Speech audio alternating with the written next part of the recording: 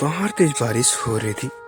बीच बीच में बिजली की तेज चमक से पूरी रूम रोशनी से भर जाती थी। बादलों की गड़गड़ाहट से कांपती हुई वन्या की पकड़ नींद में ही याचित की बाहों में कसती जा रही थी। याचित भी उसे अपने सीने में छिपाकर सो रहा था। जिस तरह वन्या विधांसा को बुलाता था और उसे किसी चीज से डर लगता था, तो अब याचित की नींद खुली तो उसने वन्या को अपनी बाहों में इत्तेमान से सोते हुए पाया। वह सोते हुए काफी क्यूट लग रही थी, बिल्कुल किसी छोटे बच्चे की तरह। याचित एक नजर उसको देखकर बेड से उठा और वॉशरूम की तरफ चला गया। जब वह वापस आया तब भी वन्या सो ही रही थी। वह जैसे ही जिम के लिए रूम से बाहर जाने के लिए हुआ, वन्या नींद में बड़बड़ाते हुए बोली, प्लीज माँ, मुझे थोड़ा देर और रेस्ट करने दीजिए। मैं उठकर सारा काम कर दूंगी। प्लीज प्लीज अभी मुझे सोने दीजिए। यह सुनकर याचित के कदम वहीं रुक गए। वह बेड की तरफ आया और वन्या के पास बैठ गया। वन्या भी अपनी आंखें खोल चुके से थी। उसे लग रहा था कि वह अपने डैड के घर में है, पर जब उसकी आंखें खुली तो उसे याद आया कि अब उसकी शादी याचित से हो गई है। वह बेड पर उठकर बैठ जाती है।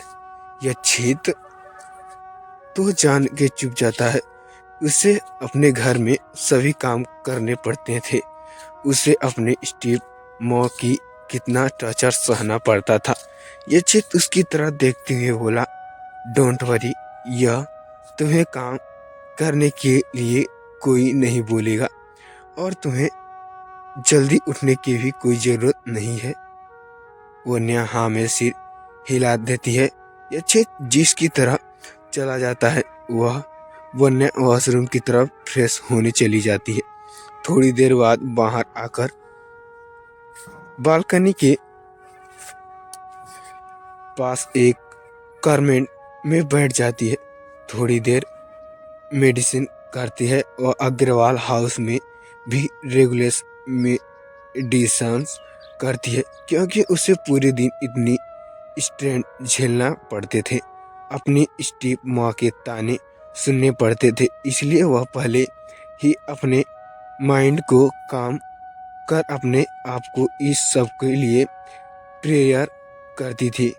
फिर थोड़ी देर तक बालकनी में ही रिलैक्स कर रही होती है। कल रात जो की बारिश हुई थी, इसलिए सुबह बाहर का नज़ारा एकदम खिला खिला लग रहा था। सिंघानिया मैंसन का गार्डन किसी जन्नत के बगीचे से कम नहीं लग रहा था। वन्या बस इसी दिलकश नज़ारों को अपने आंखों में बसा रही थी। फिर वह सावन लेने के लिए वॉशरूम में चली गई। तभी तक याचित भी जिम से वापस आ चुका था। वॉशरूम का डोर बंद देखकर वह समझ गया कि वन्या वॉशरूम में है, इसलिए वह दूसरे रूम वाले वॉशरूम में चला गया। याचित शावर लेकर बाहर आ गया और ड्रेसिंग मिरर में रेडी होने लगा।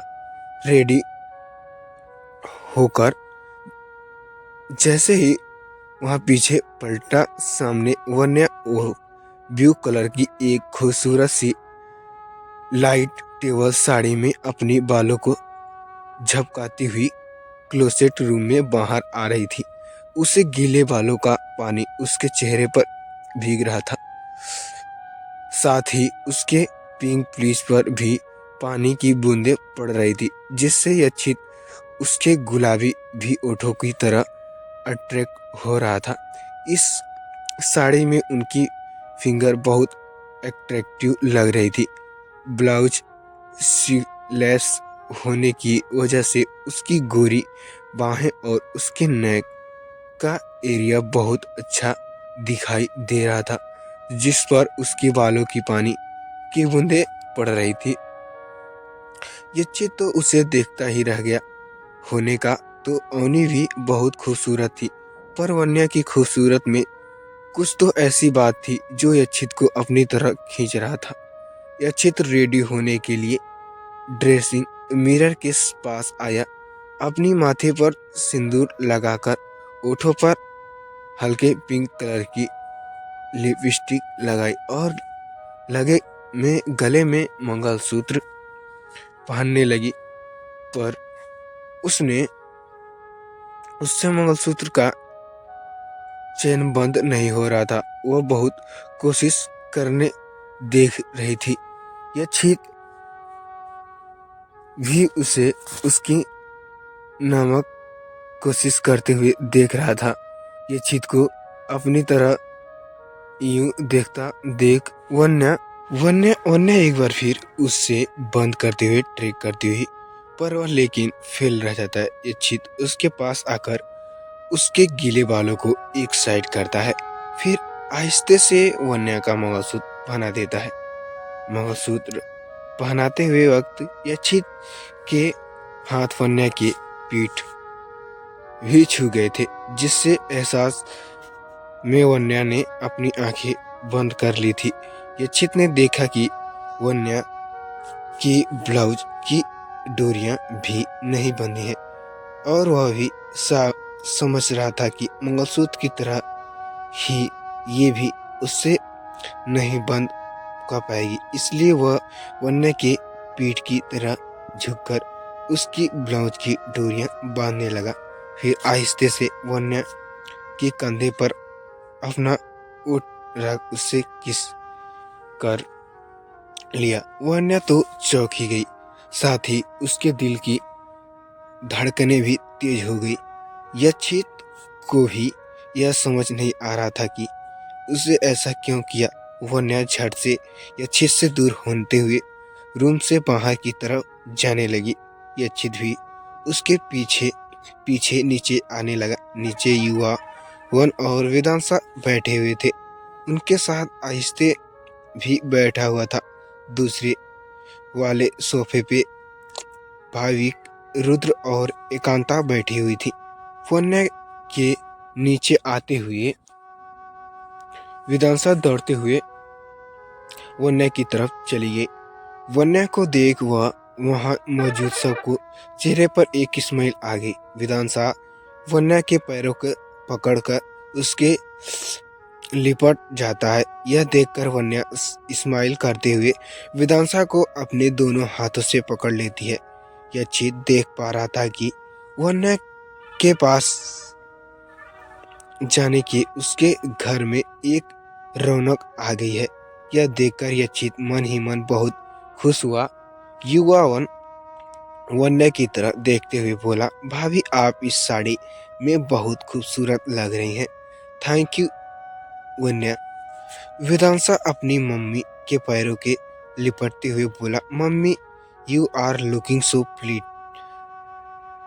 वेदांशा के मुंह से अपनी क्यूट क्यूट तारीफ सुनकर वन्या अपने गालों को किस करते हुए बोली, थैंक यू भाई बेबी।